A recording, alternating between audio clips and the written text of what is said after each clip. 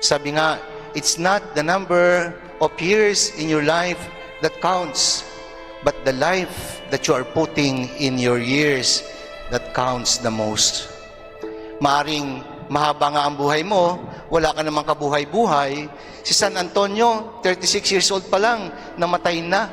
Pero punong-puno ng pagmamahal, punong-puno ng buhay, pero hindi yung buhay niya ang kanyang binabrag. Hindi yung buhay niya ang kanyang pinakikilala sa tao, kundi ang buhay ng Panginoon. He had a very exceptional knowledge of the Scriptures, kaya nga kung tawagin siya ay Ark of the Testament. Mahusay sa teolohiya, alam ang katuruan ng simbahan, marami siyang sinalungat. Kung tawagin din ay Hammer of the Heretics. Hammer of the Heretics.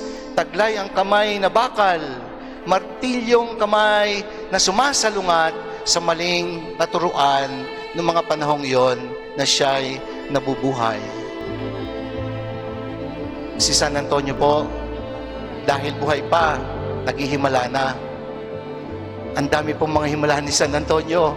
Nabubuhay pa lang siya dito, ay may mga himala na nangyayari. Hindi ko na po iisa-isahin. Napakadami po. Kaya, in less than a year after he died, siya po ay na-canonize para maging santo noong pong May 30, 1232. Namatay siya ng June 13, 1231. May 30 pa lang ng 1232, wala pang isang taon, siya po ay na-canonize para maging santo. Kaya, isa po siya sa mga santong napakabilis ng proseso sa canonization.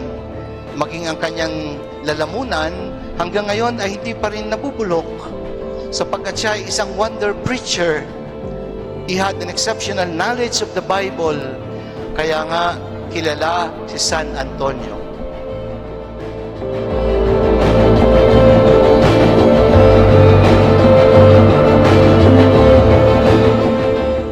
Kaya focus on God's providence and blessings.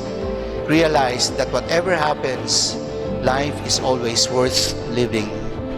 Hindi po tayo nag-iisa sa mahirap na sitwasyon. Katulad ni San Antonio, maging mga tupa tayo sa gitna ng mga hamon ng buhay. Marami pong mga asong gubat na pilit tayong ibabagsak.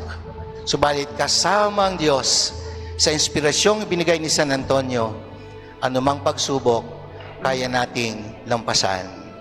San Antonio de Padua, mahirap man ang buhay because life is supposed to be difficult. Sa iyong halimbawa at inspirasyon sa buhay na banal at pagiging tapat sa Diyos, may maasahan kami, may tutularan kami upang ipagpatuloy ang paglalakbay patungo sa Diyos. Palakpakan po natin ang ating patron na si San Antonio de Padua.